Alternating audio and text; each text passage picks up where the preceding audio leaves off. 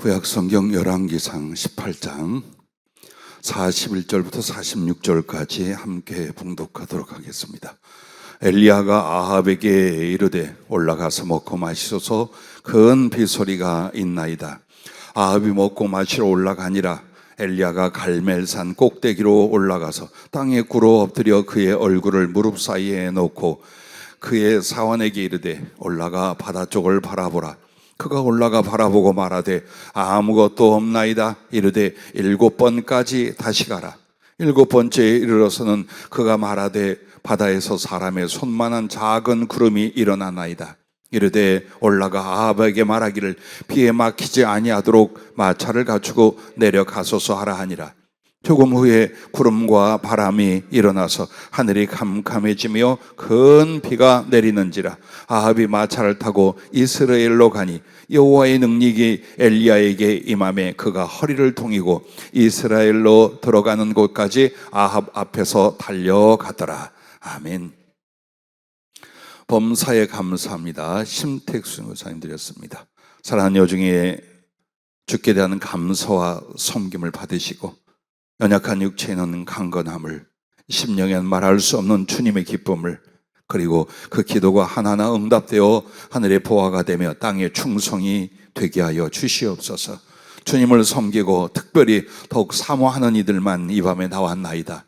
주님 살펴주시고 만나주시고 그리고 주의 뜻을 세워 주시옵소서.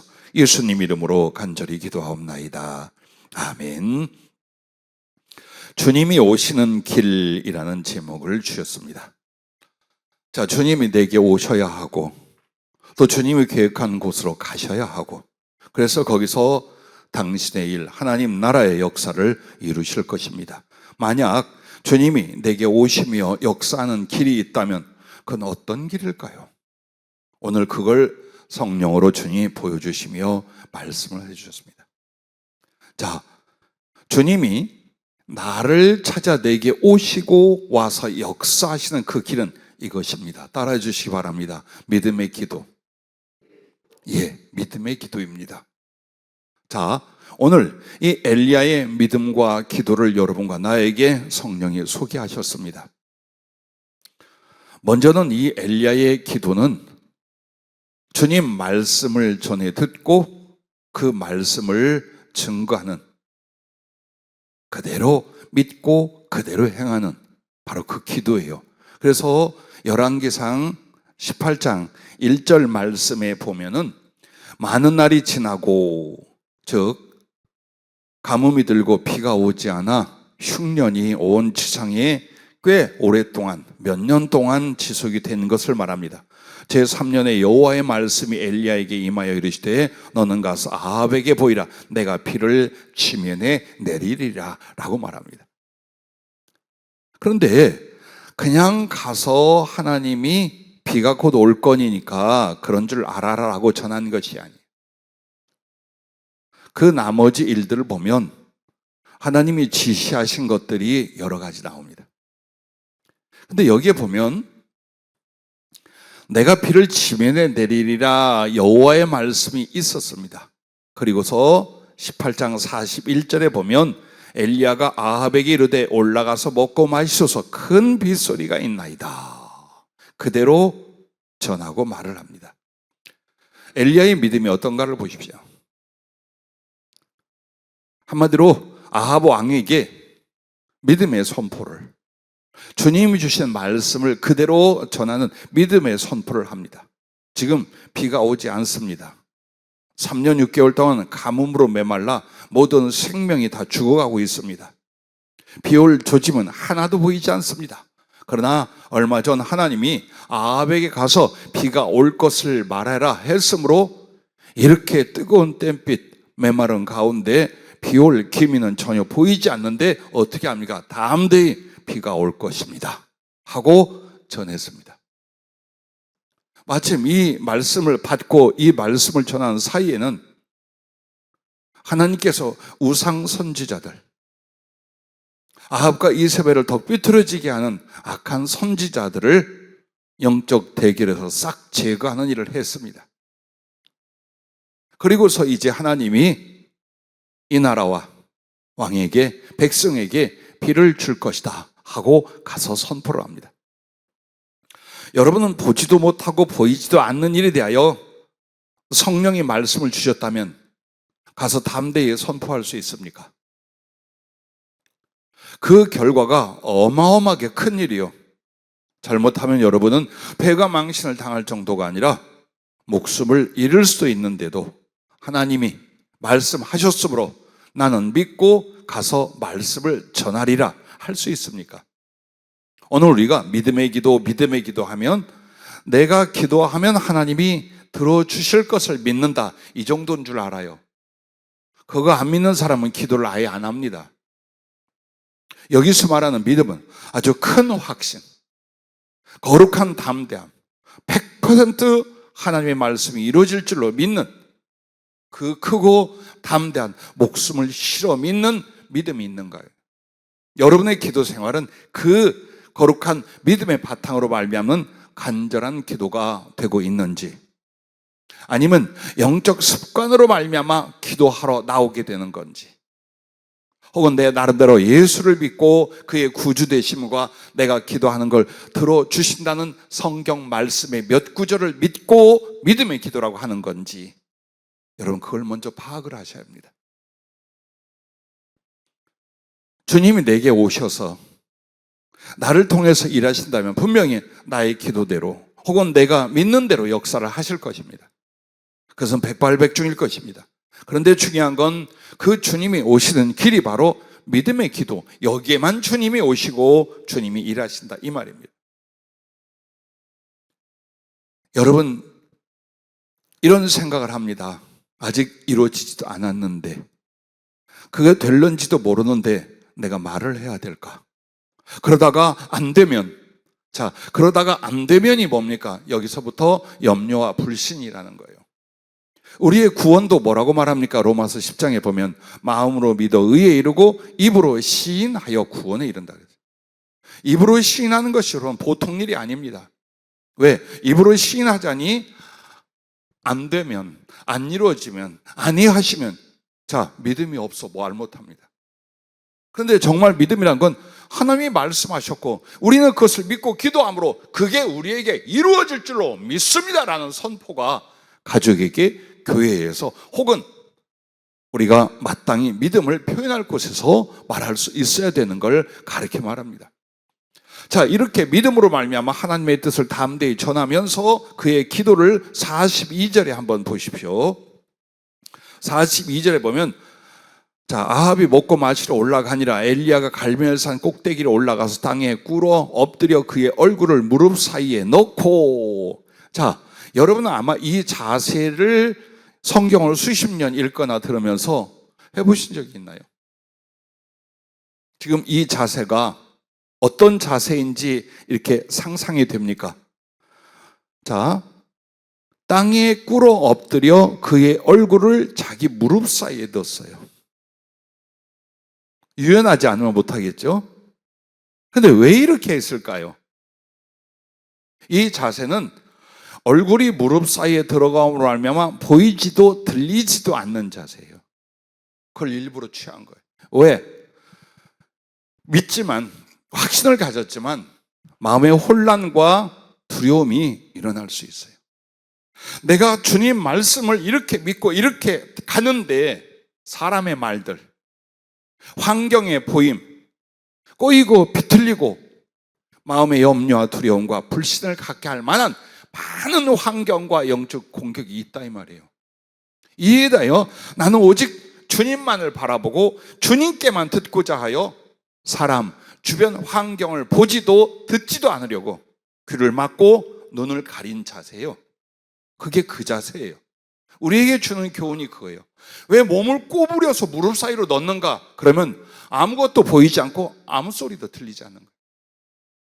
절대적으로 하나님을 의지하며 그분을 바라는 그 간절함. 그래서 내가 세상의 것들과 사람의 말들과 그리고 모든 영적인 것들에 대하여 듣지도 보지도 아니하리라. 오직 주님의 말씀을 기억하고 주님만 바라리라.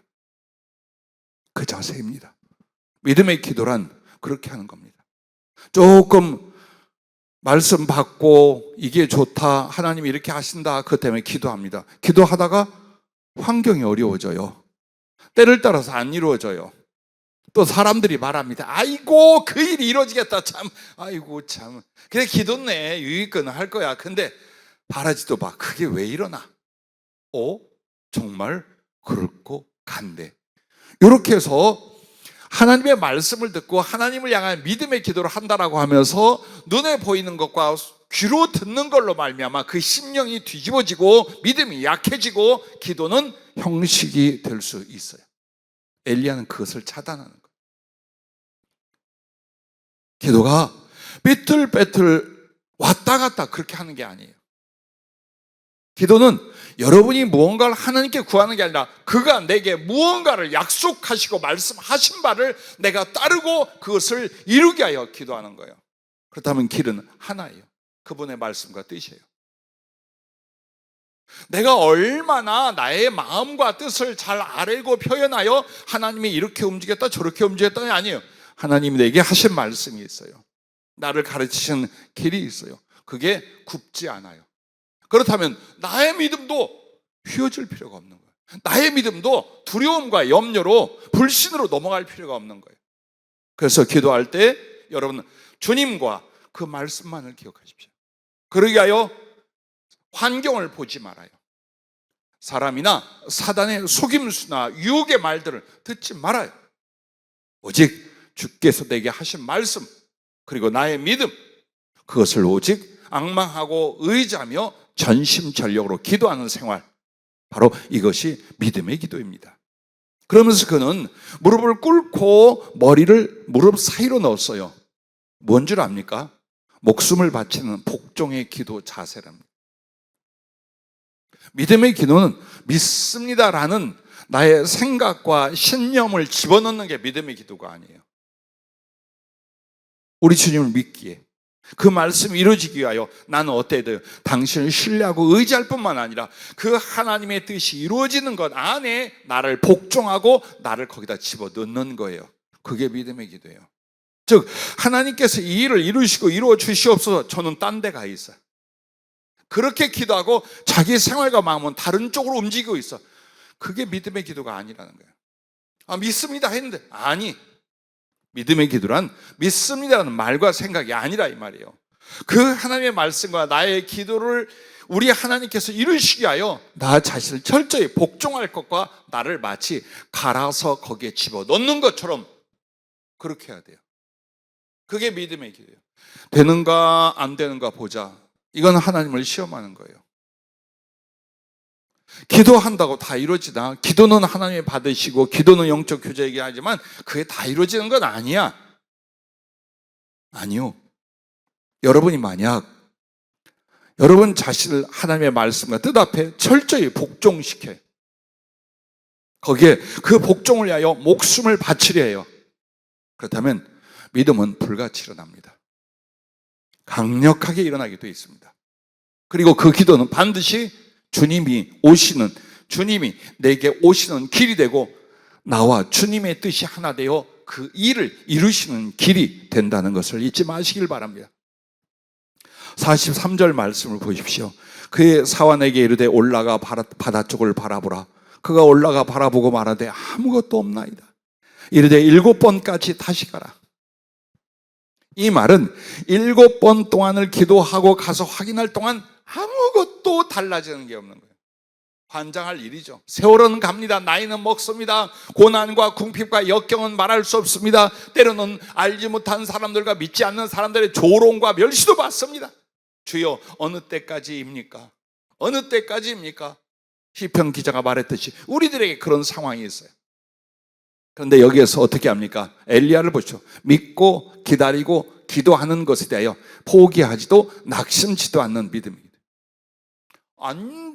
없어. 안 일어나. 소위 말하는 기도의 응답이 없어. 일어날 조짐도 없어. 그럼에도 계속해서 낙심하지 않고 포기하지 않고 그 믿음으로 기도하고 또 기도하고 또 기도하는 모습을 보이십시오. 그래서 44절 7번째 이르러서까지 말합니다. 이 말은 7번만이었겠어요? 아주 넉넉히 충분히 정말 하나님께서 오케이 할 때까지 그가 믿음으로 기도하고 기다리고 다시 기도하고 기다리고 이 모습을 보여주는 거예요. 우리들은 기도할 때 어때요? 왜 여러분 기도하면서 낙심이 오는 줄 압니까? 내가 원하는 것을 내가 원하는 때까지 이루어주시오. 요 따위로 기도하는 거예요. 한번 기도를 잘 보세요. 내가 원하는 것을 내가 원하는 때까지 이루어주세요. 그리고 그게 안 되면 이제 그때부터 입이 나오고 불평을 하고 낙심을 하고 기도를 하니 안 하니 이렇게 합니다. 성경은 기도를 그렇게 가르쳐 준 게 아니에요. 하나님의 멱살을 잡고 내가 원하는 쪽으로 밀고 당기는 것이 기도가 아니에요. 그 기도로 말미암아 하나님을 배웠고 거룩한 섬김과 교제를 하고 그 하나님의 뜻과 말씀을 받아서 그 뜻과 말씀을 이루게 하는 은혜를 얻고 거기에 나를 심고 나를 드리게 하여 기도라는 것이 있는 거예요. 근데 이걸 싹 빼는 거예요. 그냥 나는 몸도 드리지 않아, 마음도 드리지 않아, 인생도 드리지 않아. 그런데 주여 어느 때까지 무엇을 내게 이루어 주시옵소서. 왜 믿음으로 하면 들어준다면서 왜 들어주지 않습니까? 그리고 기도한 지가 3년, 7년, 12년 지났는데 주여 콧배기도 보이지 않습니다. 엘리야도 콧배기도 보이지 않았어요. 그러나 낙심하지 않는다, 포기하지 않는다. 왜? 그 하나님은 믿을만 하니까. 그 하나님의 말씀은 넉넉히 믿을만 하니까. 어떤 사연이 있고 어떤 당시의 계획과 뜻이 있기 때문에 내가 원하는 시간이 지체되는 것 같지만 분명히 합력하여 선을 이루실 우리 하나님이 이 기도를 말씀을 주사 그 뜻을 주사 이 기도를 하게 하셨으니 분명히 이루어 주신다고 계속해서 믿고 감사하고 즐거워하고 하늘 바라보고 기도하는 것을 계속하는 것입니다. 그리고 보십시오. 7번째 가서야 그 사환이 저 바다 끝에서 사람 손만한 구름이 하나 떠올랐습니다.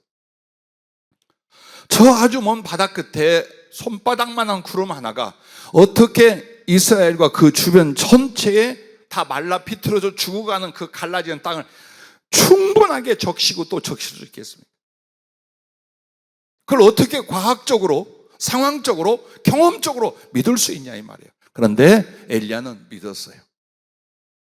그 작은 표식 하나, 그 작은 사인 하나에도 그는 하나님이 이 죽은 땅에 비를 주실 것이라고 확신했어요.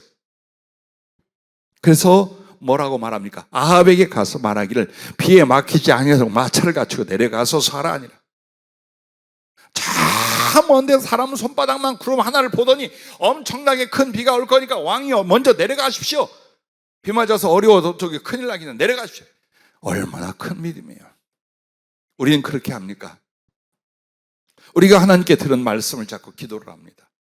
그러면서 여러분 전혀 보이지 않고 들리지 않을 때에도 혹은 어떤 조짐이 좀씩 있을 때에도 여러분 100% 우리 하나님이 응답하시고 우리 하나님이 이루셔서 하나님의 영광을 나타내실 거예요. 담대히 믿고 말할 수 있습니까? 여러분이 그게 될 수도 있지만 안 될 때 어떻게 하는데 하고 말을 못 하잖아요. 그게 믿음의 부분인 거예요. 하나님께서 분명히 역사하시고 응답할 것에 대하여 그렇게 하신다는 성령의 말씀에 대하여 확신을 한다면 어떻게 해요? 분명히 선포할 거예요. 왜 선포할까요? 하나님의 영광을 위하여. 그리고 무엇보다도 다른 사람들의 믿음의 연합을 위하여 선포하는 겁니다. 뒤에서 무슨 말을 하든지 믿거나 안 믿거나 그건 그 사람의 몫이고 하나님이 주신 말씀 그리고 그 말씀 잡고 기도할 때 하나님이 응답하고 역사할 것을 선포하는 이 엘리야의 믿음을 보라라고 했습니다. 그래서 주님은 45절에 보면 조금 후에 구름과 바람이 일어나서 하늘이 캄캄해지며 큰 비가 내리는지라 아합이 마차를 타고 이스라엘로 가니 라고 말합니다. 주님은 과연 엘리야에게 오셨어요. 그게 주님의 오시는 길이었어요. 믿음의 기도. 그리고 왜 오셨어요? 그 믿음을 이루시고 그 주신 말씀과 기도를 이루시게 하여 일하시고 역사하게 하여 오셨어요. 바로 일어났어요. 그런데 여러분과 내가 믿음을 테스트하는 믿음이 장성해지거나 파해지는 그 시간이 있어요. 그게 뭐냐? 조금 후에 45절에 나오는 조금 후에요. 지금 1초 지금이 아니에요. 조금 후에 그런데 그 조금을 못 참는 거예요. 그 조금 후를 못 기다리는 거예요. 그 조금 후를 못 믿는 거예요.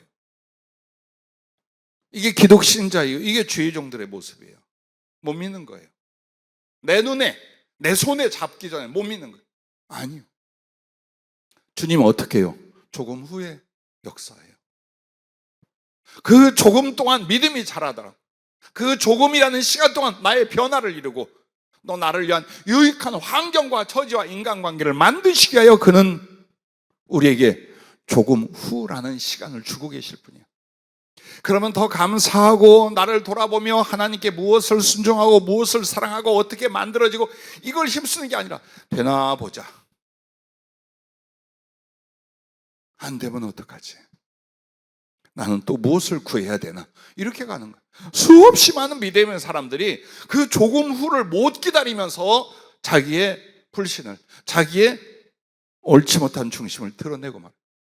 제가 제일 무서워하는 게 뭐냐면 성령으로 예언을 하거나 축복을 하거나 수없이 많은 지혜와 지식으로 하나님이 살아계실 바를 증언하고 사람들을 만나요. 그런데 하나님은 말씀을 주시고 그것을 구하여 얻게 하실 때에 절대로 그냥 하지 않아요. 그 말씀이 나왔으니까 이루어진다. 천만의 만만의 착각이에요. 그 사람의 중심이 드러날 때까지 조금 기다리셔요.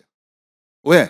그것을 구하고 믿는다는 그 사람이 진실인지 위선인지 가짜인지 진짜인지 그게 자기 속에서 나와요.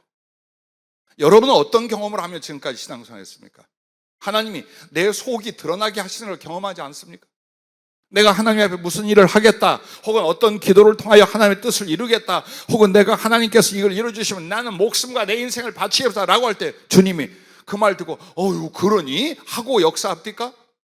아니요. 중심이 드러나게 만들어요. 네가 얼마나 연약한지, 너 지금 거짓말 했는지, 너 정말 그게 진실한 거지 조금 있으면 드러나는 거예요. 대부분의 사람이 예언을 받고 신비합니다. 어떻게 알았지? 세상에 있다.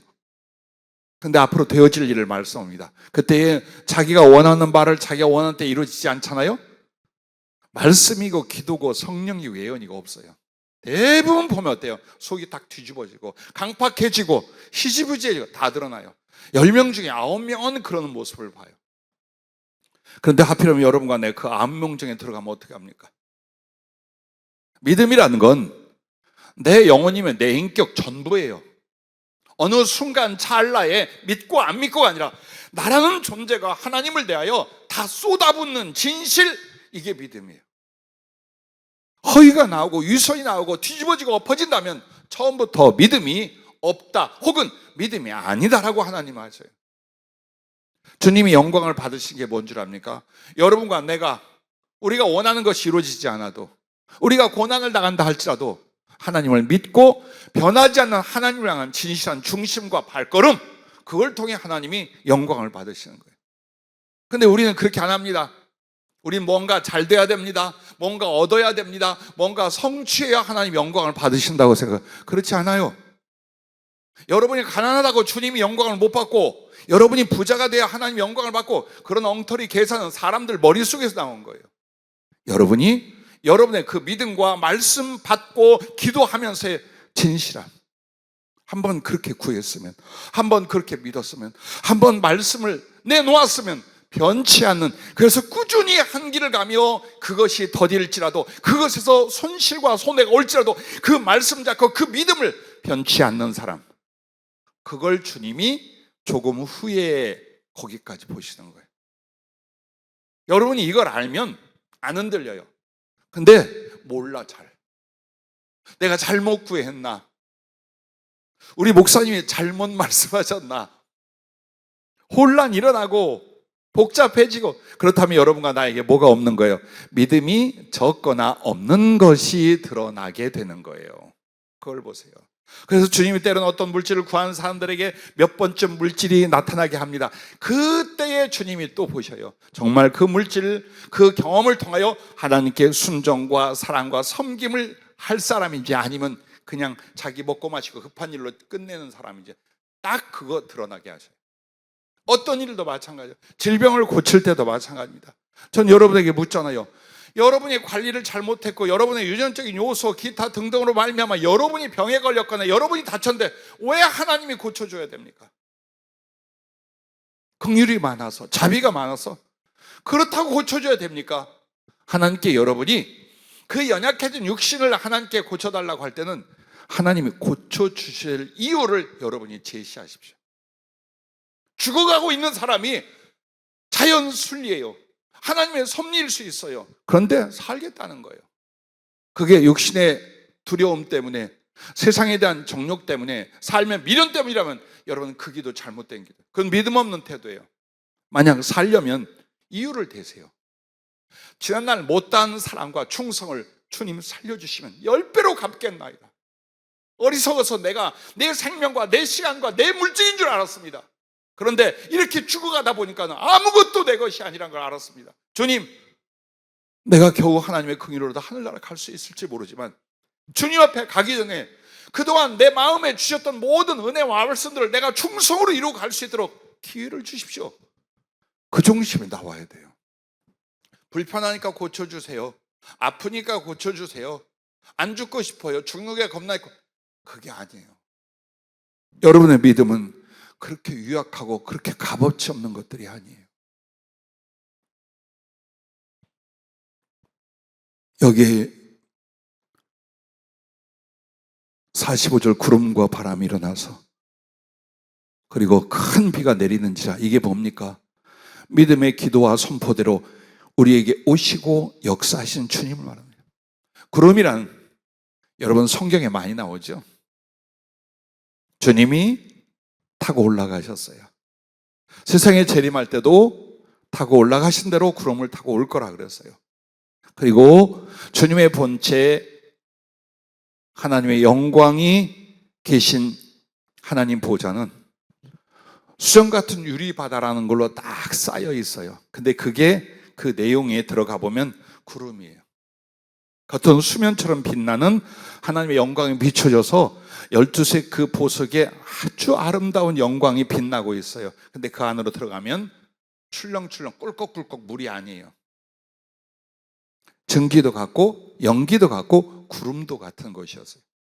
그 말이 뭘까요? 그 구름이라는 것이 바로 하나님의 말씀이신 그리스도, 하나님의 말씀이 육신대로 우리 가운데 거하시더라. 그게 바로 구름을 타고 오시랴, 이 말씀이에요. 그래서 여기서 구름이라는 건 물론 비를 가지고 오는 현실적인 기도 응답이기도 해요. 하지만 이 거룩한 은혜의 상징은 뭘 말합니까? 구름이 오고 있다는 건 그리스도 예수께서 그의 말씀을, 그의 언약을 따라 우리에게 오시고 그 일을 이루신다는 걸 가르쳐 말하는 거예요. 구름이 어디로 와요? 믿음의 기도의 사람에게 오는 거예요. 그리스도 예수께서 누구에게 오셔요? 그 믿음의 기도의 사람, 그에게 오시는 길이에요. 주님 왜 오셔요? 그 말씀을 이루시려고, 그 기도를 이루시려고 우리에게 오시는 거예요. 그러니까 그리스도가 오시는 길이 뭐냐? 믿음의 기도다. 그럼 여러분, 믿음의 기도는 어디서 나올까요? 내가 믿습니다만 믿어질까요? 그렇지 않아요. 오직 순종과 충성으로 말미암는다는 것입니다. 여러분이 왜 그렇게 목숨을 걸고 모든 걸 걸 만한 믿음의 기도가 안 나오는가? 순종하는 일에 얼만큼 하고 있나를 보세요. 그리고 그 하나님을 섬겨 충성하는데 여러분은 뭘 하고 있나 보세요. 그 순종과 충성의 깊이와 크기만큼의 믿음이 있어요. 그리고 그 믿음이 기도 때 나와요. 이 부분을 만들지 않는 사람들은 아무리 믿습니다 외쳐도 그 믿음 안 생깁니다. 바람에 불려가고 어둠 속에서 방황하고 언제 기도하고 신앙생활 하면서도 그렇게 됩니다. 열왕기상 19장 10절에 보면 그가 낙심하여 있을 때 하나님이 그를 만나 말씀하잖아요. 그 뭐라고 한 줄 압니까? 그가 대답하되 내가 만군의 하나님 여호와께 열심히 유별하오니라 말합니다. 열왕기상 19장 14절에도 그가 대답하되 내가 만군의 하나님 여호와께 열심히 유별하오니라고 말합니다. 열심이란 게 뭘까요? 충성이에요. 순종을 하고 충성을 하는 일에 모든 걸 다 바쳤다 이 말이에요. 오늘 신자들에게 이 부분이 결여되어 있어요. 우리나라 기독교에도 이 부분이 결여되어 있어요. 하나님께 대한 열심 얼마큼인가 보십시오. 나는 사람들을 양육 성장시키는 목표가 내 구 주 예수를 더욱 사랑해요. 그리고 그 사랑을 진실로 충성으로 이루고 가는 바로 이 사람들이 주님도 성령도 말씀도 그리고 주의 종도 성도들을 양육하는 내용과 방향이에요. 근데 미치지 않아, 따르지 않아. 그러면 긍휼은 남는데 소망과 기대는 없어져요. 주의 종의 마음속에 소망과 기대가 없으면 축복이 약해져요. 왜? 거기에 맞는 심령을 봐야 거기에 맞는 축복을 해요, 솔직히. 근데 그렇지 않아. 아주 육신적이고 세상적이에요. 지극히 바쁘고 마음과 시간과 삶을 쏟는 건 세상살이에요. 근데 이게 바뀌지 않아. 근데 심지어는 사명이 있다, 주의 종이 되겠다는 사람조차 이렇게 살아. 근데 거기에 어떤 기대를 갖겠어요? 응? 얼마나 소망을 안고 뜨거운 가슴으로 아무개가 과연 하나님 앞에 이런 사람이 되어서 이런 사람과 충성, 이게 우리 가슴에 일어나겠냐고요. 그럼 거기에 맞는 기도와 거기에 맞는 간절한 중보가 나오겠냐고요. 거기에 맞는 성령님의 메시지와 계획이 나오겠냐고요. 안 나와요. 안 나옵니다. 설교자에게 제일 중요한 게 뭔 줄 아십니까? 성경을 풀어서 성경 공부를 시키는 게 아닙니다. 그것은 교사들도 할 수 있고 다른 시간에도 할 수 있어요. 예배 시간에 설교라는 건 그분의 마음을 그분에게 듣고 그분이 원하는 말씀을 전하는 거예요. 그것 이상 이하도 아니에요. 절대 하면 안 돼요, 원래. 근데 듣지 못한다, 알지 못한다 하여 어디를 설교할까, 어디를 설교할까 맨날 방황을 헤매고 하는 거예요. 그러다 보면 사람의 생각과 그리고 아직 심령을 뚫고 들어갈 만한 내용이 아닌 것들로 설교가 지나갈 수 있어요. 그래서 성경을 가르치고 공부하는 것과 설교가 다르다는 거예요. 이 시간에 주님이 나와 우리 교회 뭘 원하시는가, 뭘 말하시는가, 뭘 아파하시는가, 뭘 기뻐하시는가, 그것을 받아서 전할 수 있어야 되는 거예요. 자, 오늘 우리들에게 가장 중요한 건 우리들의 인격이 아니에요. 여러분의 가지고 있는 재능과 능력의 크고 작음이 아니에요. 하나님께 정말 순종과 충성을 위하여 어떤 열심이 있는가예요. 어떤 열심이 있는가? 없어. 그 열심이 없어요. 그렇다면 주의 종이 기대할 수가 있겠습니까? 성령께서 여러분을 기대할 수가 있겠습니까? 기대할 수 없어요. 그럼 우리들의 인생은 어떻게 될까요? 그냥 흘러가는 물에 떠내려가는 식으로 가다가 끝나서 하나님의 긍휼이 있어 구원을 받을 수도 있고 그러지 못할 수도 있고 이렇게 끝나버릴 수 있는 거예요. 하나님이 너무나 사랑을 기뻐하사 그 사람을 들었었더라, 그 사람과 동행했더라라는 일은 여호와에 대한 열심이 없는데 일어나겠어요? 예수께 대한 열심이 없는데 그 일이 우리 인생과 영혼 속에 일어나겠느냐고요? 일어나지 않아요. 스스로 속이는 거예요. 언젠가 하나님이 나의 기도를 듣고 나의 마음의 믿음을 보시고 나를 들었을 거야. 하나님께 들었으임 받을 사람이 그렇게 순종과 충성에 대해 열심이 없어? 그런 열정이 없어? 믿음은 어디에서 나올 것 같아요? 바로 여기서 나온다는 거예요. 엘리야를 보십시오. 가라 하면 가고 머물라면 머뭅니다. 얻어 먹으라 하면 얻어 먹고 가서 전하라 하면 칼과 창에 찔려 죽을 수에 목이 잘릴 수 있는 자리라도 전했습니다. 행하라 하면 역시 목숨을 걸고 행하였습니다. 그리고 나서 하나님을 바랐습니다. 이 부분인 거예요. 우리의 삶 속에서 주님에 대한 순종과 충성을 위한 열심이 어느 정도인가, 얼마나 진실한가, 이 부분을 보라는 거예요. 그리고 이 부분이 없다면 여러분과 난 끊임없이 거짓말하는 거예요. 자기에게. 그래도 하나님은 나를 사랑해, 그래도 하나님이 우리를 축복할 거야, 그래도 하나님이 우리를 들어 쓰실 거야, 그래도 언젠간 성령 충만할 거야. 안 일어난단 말이에요. 뭘 바꿔? 하나님께 대한 열심을 바꿔야 되는 거예요. 이 정도로 여러분 생각이 어때요? 하나님이 넌 진짜 사랑과 충성이 열심이로구나, 너는 나를 사모하고 내게 대하여 특별한 열심을 가졌구나라고 말할 심령과 생활입니까? 아니면 주님이 유구무원이여 오늘 내가 입이 있지만 너한테 차마 말을 못하겠다 하고 계실런지 한번 우리를 보라는 거예요. 나부터 여러분 봐야 돼요. 이게 얼마나 아픈 말이에요. 나는 항상 너를 기다리고 너는 항상 나를 기다리게 했는. 몸과 마음과 삶을 주님 앞에 나아가 더 주님과 함께하는 그 시간, 그게 너무나 턱없이 부족하니까 주님은 항상 기다리고 계세요. 그 나는 존재 뭐냐? 주님을 외롭게 하고 기다리게 하는 존재더라 이 말이야. 이 말이 여러분 문학적으로 들립니까? 유머로 들립니까? 아니요. 필요 수 없는 주님의 아픔으로 우리에게 말한 거예요. 오늘 여러분과 나는 세월이 자꾸 가고 있습니다. 그런데 언제 여호와께 그런 열심을 품었습니까? 기도 시간에 가져봤습니까? 예배를 위하여 그렇게 했습니까?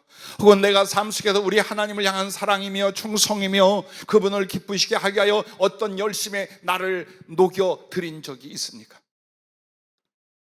진짜 크고 간절하고 온전한 믿음은 여기서 나온다는 겁니다. 순종과 충성이 없다면 큰 믿음과 목숨을 건 기도는 나오지 않습니다. 큰 믿음과 목숨을 건 기도는 같은 겁니다. 안 죽으려고 그래요.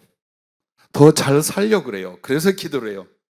그런데 그 사람이 주 예수 그리스도의 영광이나 그의 나라를 위한 충성이나 무엇으로 더 주님을 사랑하여 죽으려고 할까요? 희생을 하려고 할까요? 안 해요. 절대 안 합니다.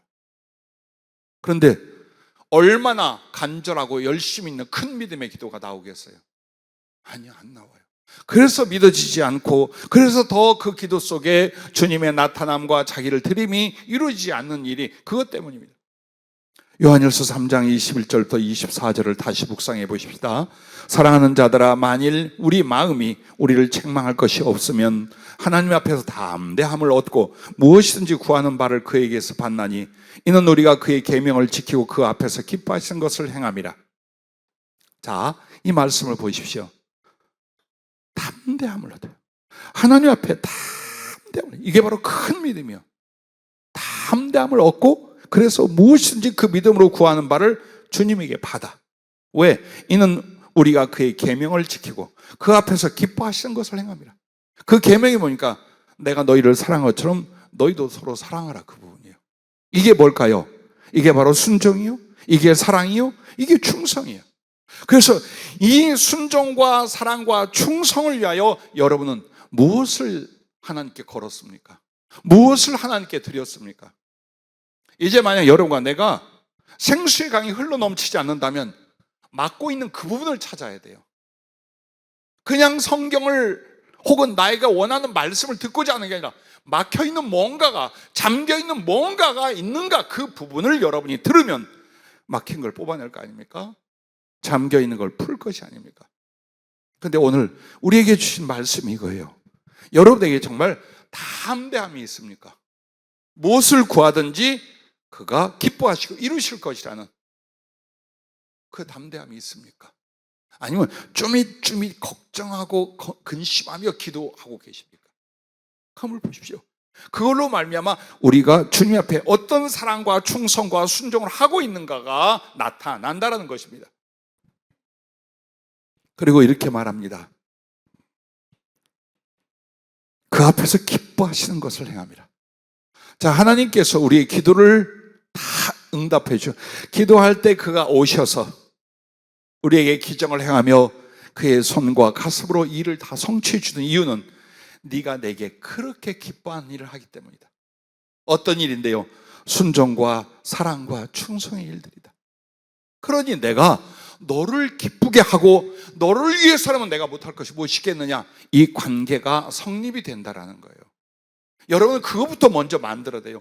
기도가 얼만큼 했느냐, 기도의 시간이 얼만큼 길었느냐, 금식이었냐, 철회했냐, 이쪽을 구별하지 말고 그 기도 앞에서 여러분 순종과 사랑과 충성으로 여러분 자신을 얼만큼 쏟아붓는 그 열심, 하나님께 대해 그 열심과 열정으로 가고 있는가를 보십시오. 믿음은 거기서 나온다는 거예요. 확신은 거기에서 나온다는 거예요. 그의 계명을 지킨 자는 주 안에 거하고 주는 그의 안에 거하시나니 우리에게 주신 성령으로 말미암아 그가 우리 안에 거하신 줄을 우리가 아느니라. 이 말이 뭔 줄 압니까? 예수님이 내 안에 계신 것을 무엇으로 알아요? 성령으로 안다라는 거예요. 그럼 우리에게 믿음은 누가 주셔요? 성령이 주셔요. 그래서 여러분이 하나님 앞에 순종과 사랑과 충성의 최선을 다할 때 성령이 주시는 큰 확신이 있어요. 내가 만들어내는 나를 기만하고 속이는 그 신념이 아니라 성령이 주신 큰 확신, 큰 믿음이 일어난다 이 말이에요. 그리고 그 믿음은 주님이 오시는 길이요, 그 기도는 주님이 와서 역사하는 이유라는 것입니다. 그래서 여러분과 나는 순종과 사랑의 충성을 위하여 목숨을 드릴 수 있어야 됩니다.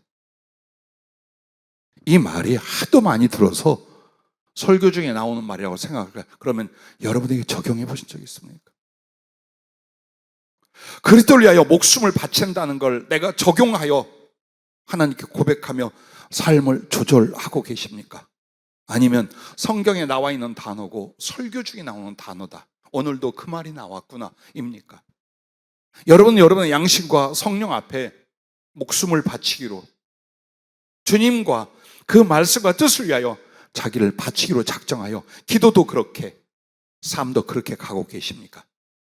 우리에게 흔들리지 않는 담대함, 하나님과 소통하는 성령이 주신 큰 확신은 바로 이런 생활과 이런 생활 속에 나오는 작정의 기도가 있어야만 된다. 성령은 오늘 그걸 말씀하십니다. 여러분에게 바울은 성령으로 기도하고 라고 말합니다. 그럼 어떻게 해야 성령으로 기도할까요? 방언을 해야 할까요? 환상을 봐야 할까요? 그걸 말하는 게 아니에요. 성령이 붙잡아 주실 만큼 여러분이 하나님께 순종하고 사랑하고 충성했다면 그때부터는 성령이 여러분에게 믿음을 주며 소망을 주며 지혜를 주며 방향을 주며 말씀을 주며 성취하는 역사를 이루십니다. 그게 성령으로 기도하는 거예요. 그런데 나의 마음과 생활은 동떨어져 있어요. 예수님하고 그분의 뜻과 그분의 간절함에 대해 난 동떨어져 있어요. 그리고 항상 기도합니다. 주여 나를 써주시옵소서, 내게 무엇을 주시옵소서, 나로 말미암아 하나님의 일을 하게 하시옵소서. 하나님은 그렇게 해서 들어주시지 않아요. 왜? 그렇게 해도 들어준다면 모든 사람이 하늘나라 이어질 때까지 하나님은 그렇게 안 해도 들어주시는 분, 즉 허위와 위선자를 양산하게 됩니다. 진리의 하나님은 큰 일을 이루시기 원하지 않아요. 진실한 믿음의 사람 하나를 세우기 원해요. 그걸 원하시는 거예요. 여러분이 만약 그 뜻을 안다면 자꾸 주의 일, 주의 일이라고 말하지 않을 거예요. 내가 주께 받은 은혜를 인하여, 그 사랑과 구원을 인하여 어떻게 나를 그리스도에게 드릴 수 있는가? 순종을 위하여, 충성을 위하여, 당신 사랑함을 위하여 어떻게 해야 될 것인가? 어떻게 하여 내게 이 보잘것없는 육체와 이 영혼을 쏟아 부을 수 있는 것이? 이 부분으로 들어가셔야 되는 거예요. 이 부분으로. 그리고 나면 두려울 게 있어요? 아까울 게 있겠어요? 왜 고집 하나 못 걷고 성격 하나 못 걷고 말투 하나 못 바꿉니까? 왜 시기 질투나 사람을 평가하고 판단하는 이런 거 하나 못 바꿉니까?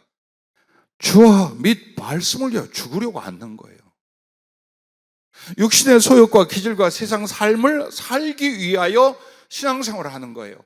그러니까 절대로 자기를 부인하거나 포기하지 못하는 거예요. 안 바뀌어 죽을 때까지.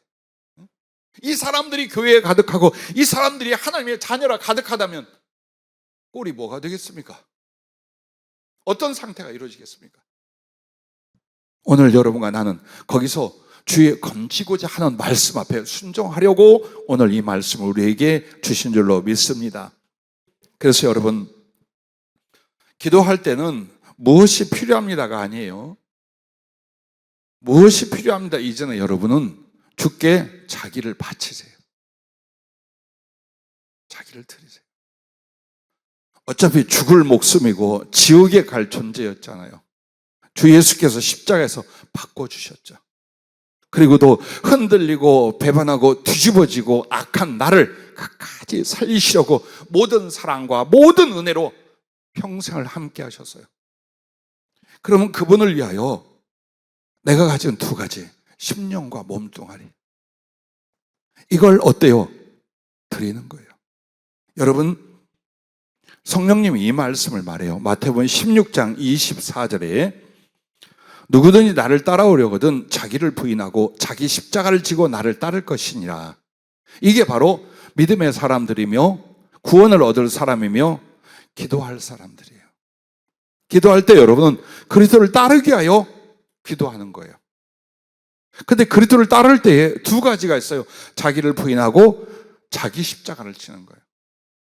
그럼 자기를 부인하는 게 뭔 줄 압니까? 주님을 위하여 심령의 죽음이에요. 심령의 목숨. 내 심령이 죽는 건 뭐냐? 자기를 부인하는 거예요. 그렇게 원하는 것 많고, 그렇게 자존심, 그렇게 기질과 생각과 감정 따위들이 가득해요. 그런데 오직 예수님을 향하여 이것저것 다 제끼는 거야. 이게 바로 심령의 죽음이에요. 그래서 이 말씀에서 말하는 두 가지 죽음을 말합니다. 몸뚱이의 죽음과 심령의 죽음으로서 그리스도를 따르는 것이다. 기도 중에 이렇게 되라는 거예요. 기도 중에. 몸뚱이의 죽음은 뭐라는가? 자기 십자가를 지는 거예요. 언제든지 그리스도를 위하여 죽고자 하는 거예요. 죽고자 들이밀고 죽고자 던지는 거예요. 그게 일어나야 돼요. 그래서 심령으로 죽는 건 내게 일어나는, 내 마음속에 일어나는 온갖 것들에 대한 욕망과 기질과 성품과 내가 사랑하고 사모하는 것들을 예수 그리스도로 바꾸게 하여 내려놓는, 자기를 부인하는 거예요. 그게 주를 위한 심령의 죽음이라면, 몸뚱이로 말미암아 목숨을 드리는 건 자기 십자가를 지는 거예요.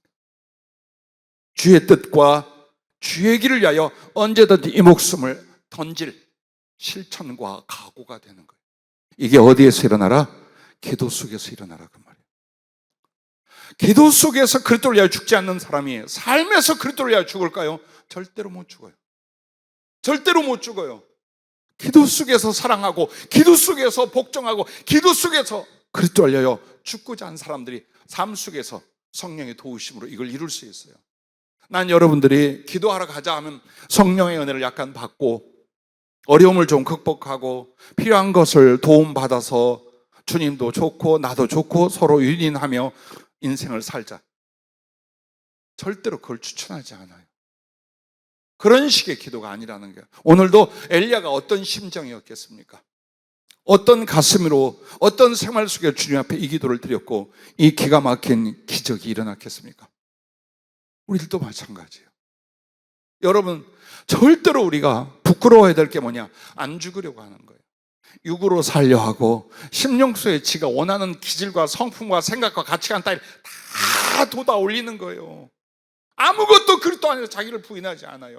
그런데 하나님 나를 채워주시고 들어주시고 사용해 주시고 이건 계속하는 거예요. 오늘 크고 담대한 믿음은 성령이 주시게 되어 있고, 그리고 그 담대한 믿음의 기도는 어디에서 온다고요? 바로 여러분의 순종과 사랑과 충성, 여기에 목숨을 던지는 거예요. 기도할 때 여러분 힘든 이유가 있어요. 막 지치고 힘들고 막 이유가 살고자 하는 마음이 훨씬 크기 때문에. 이 기도 속에서 내가 죽으리라 한다면 여러분 밤을 지새워도요 버텨요. 왜? 죽고자 했잖아요. 근데 그게 아니에요. 나는 적당히 기도하고 가서 살리라. 쉬어야 하고 힘든 거 싫고 피곤한 거 싫어. 이렇게 되기 시작을 해요. 하나님 말씀 앞에도 마찬가지예요. 살고자 하는 사람 말씀을 분별해냅니다. 이건 내가 못할 거, 이건 내게 손해볼 거, 이건 나중에 지킬 거, 요건 마음에 들어, 이거 한다. 이게 육신으로 살고자 하는 믿음의 사람들이 하는 짓이에요. 그럼 죽고자 한다는 뭘까요? 무조건이야. 성령이 무슨 말씀을 하든 성경을 가지고 뭐라고 하든 무조건 받아들이려고 하는 거예요. 왜? 그걸 위해 죽으려고 했으니까. 두려울 게 없는 거예요. 아쉬울 게 없는 거예요. 다만 아직은 육으로 살아있게 이 육을 하나님께 복종시키고 바쳐드리는 헌신을 위하여 싸울 뿐이에요. 기도가 그걸 위해서 싸울 뿐이에요. 그러면 성령의 임하심도 기도에 대한 응답도 주님이 오셔서 나를 사랑하고 나를 들어 쓰신 일도 얼마든지 우리에게 일어날 줄로 믿습니다. 기도하겠습니다.